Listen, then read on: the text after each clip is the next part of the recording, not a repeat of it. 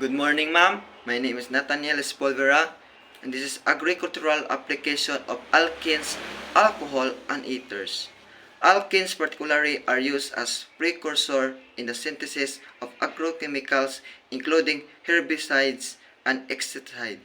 Their triple bond structure allows for chemical modification, making them versatile intermediates in production plant protection product. Alcohols play a critical role in agriculture. As solvent, disinfect, and growth regulators, ethanol and methanol are commonly used solvent in pesticide formulations, enhancing the solubility of active ingredients.